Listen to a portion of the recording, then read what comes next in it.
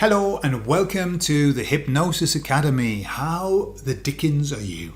Today I'm going to talk about I, me, and myself, and Gordon. But I'm not doing it in an egotistical way. I'll explain all about it on the other side.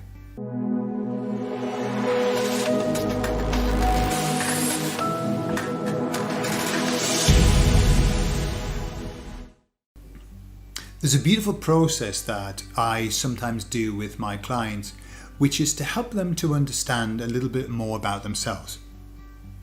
You see, when we talk about ourself, we think that we're talking about the same thing. For example, I can say, I am Gordon. I am Gordon. And when I'm talking about Gordon, I'm actually talking about me. I'm talking about me. Or I'm talking about myself. Okay? So that's something that I do myself. There's something that I do myself. Because that's who I am. I am me. Okay? So we've got all of these people, and Gordon as well. We've got all of these people, these parts of us that we split off, and we don't really pay any attention to it normally. It's what I am. I'm talking about me, and this is something that I like about myself. So we've got self, we've got me. We've got I, and then we've got Gordon. I'm using Gordon, but it can be your name. Right? Why have we got that Gordon as well? Because when we're children, when we're babies, and we struggle to understand the persons and the conjugations of verbs, then our parents use third person. And they'll say, so, is Gordon hungry? What does Gordon want to do today? That's what parents do, okay? Just to confuse things even more. And so there's a part of us that is our name as well. So what's the difference? Are they the same or are they different? Well, in my experience, they're quite different. So obviously it depends on the person. So what we do is this. We start saying, we start to analyze how we feel about each of these persons and what part of us is that person. So what I'll tend to do is I get somebody, especially if they're in a chair, okay, I'll get them, if I'm with them or if we can, to have three chairs, right? And in each chair is one of these persons. So this is the I chair, and this is the me chair, and this is the myself. Okay, so we'll start with the I, and I'll say, so tell me about that I. What is I? And they'll start saying, well, I am a man. I am a man. So what happens is when they start to get into what I is, they start to get a feel about, and trust me, when you move from chair to chair and you're doing this analysis, you start anchoring in you anchor in the I. So when they sit in the I, they know what that feels like. Sometimes you'll see postures change when they're analysing the I. Well, I am, okay? By the way, I am is the most dangerous and controlling and rigid statement that you can make about yourself. Okay. Personally, I'm not a great fan of the I. If I were going to say anything, I would say that the I tends to be linked to the ego. But that's not completely true. It's just my perception.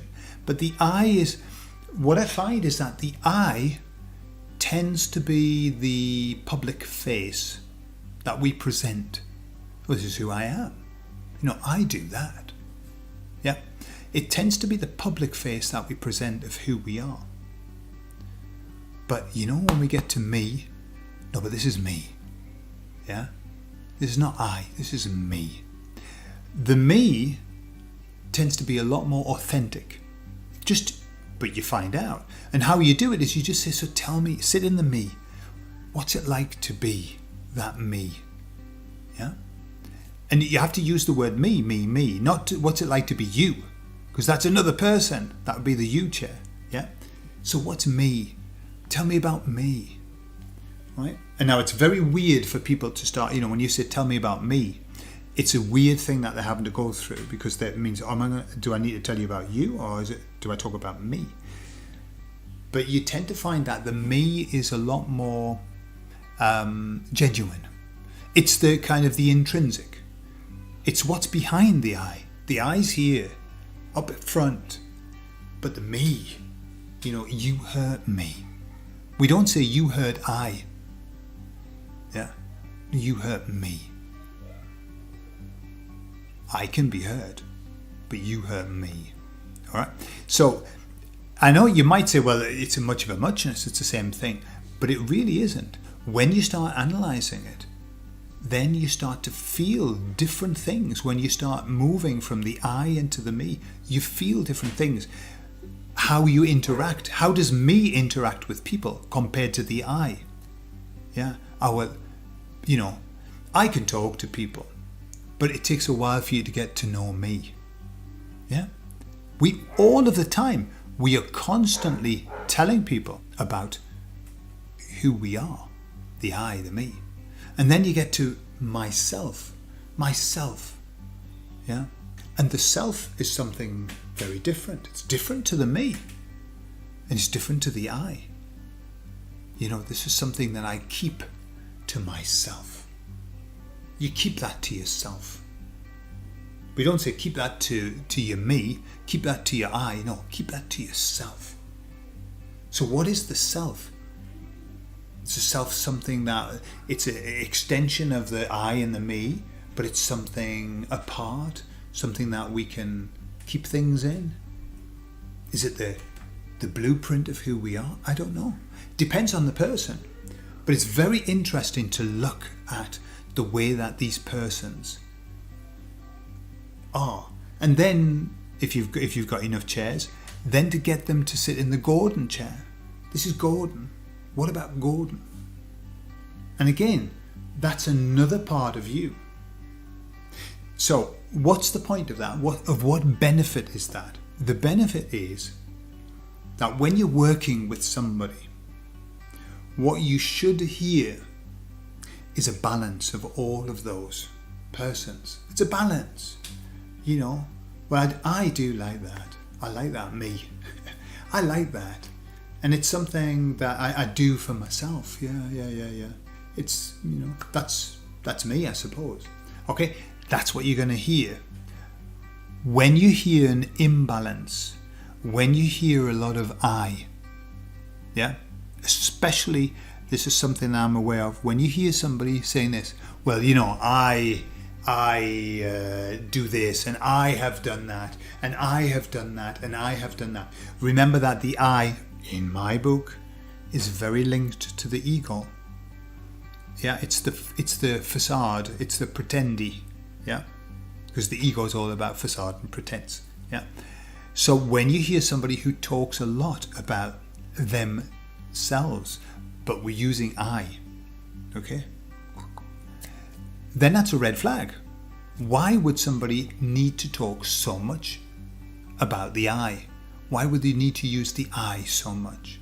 The expression, the lady doth protest too much. Anything that is unbalanced then is a red flag that you as a therapist start to dig down into. Tell me more about that. Tell me more about that. How important is how people perceive you, or how important is, when I go out, I'll tell you a little secret about what I do.